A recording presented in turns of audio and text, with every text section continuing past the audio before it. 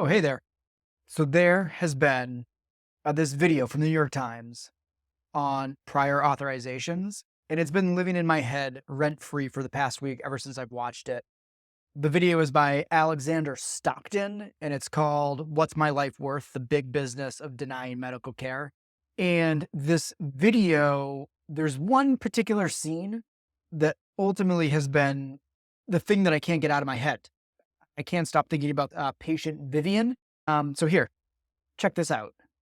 I spent so much time on the phone writing letters, faxing, that I didn't get to spend that time with my father. This is medical injustice disguised as paperwork. Like, this is terrible. And if you don't feel for that patient, I don't know what's wrong with you. Can you imagine being a patient or being in the hospital with your loved one who is dying? And instead of spending that final time with them, you are filling out paperwork, faxing stuff, dealing with faxes. Oh my God.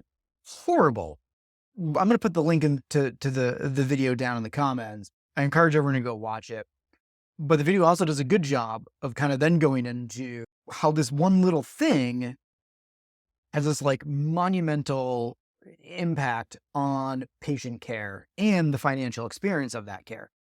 And so the New York Times goes into it. Here, check this out. When your prior authorization is denied, you have three options. You could just pay out of pocket, but healthcare is so ridiculously expensive that that's not realistic. You can give up. That's what happens up to 80% of the time. A win for your insurance company. Or your doctor can go to bat for you. So just to reiterate, when a prior authorization denial happens, patients are either hit with astronomical costs that they can't afford, or they choose not to get care that they need because of the costs, and they give up and they delay care, they don't get it, they get sicker, or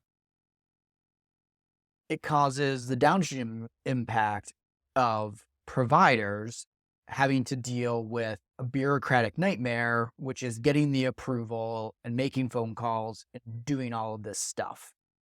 Providers end up becoming burnt out. They enjoy their job less. It's terrible. So it's terrible for patients. It's terrible for providers. And here's the kicker, actually. Insurance companies say that this process helps reduce the cost of expensive treatments, ensure safety, and lower the total cost of care. But what it's actually doing is creating a lot of expensive bureaucracy. We have 4 full-time employees who their sole focus is on obtaining prior authorization for medications to treat Crohn's disease and ulcerative colitis. And that's just for one disease state.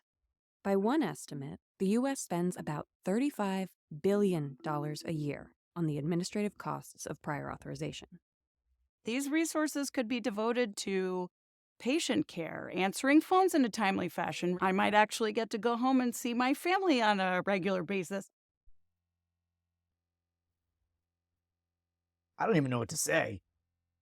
4 full-time employees just to deal with this. And that's probably like one specialty provider group.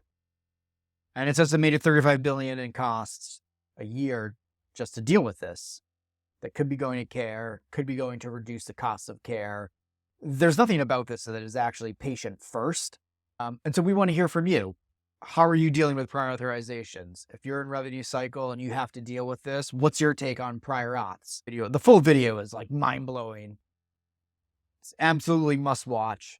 I have not been able to stop thinking about it for the last week. So if you do get a chance, check out the video and leave a comment down below. Thanks.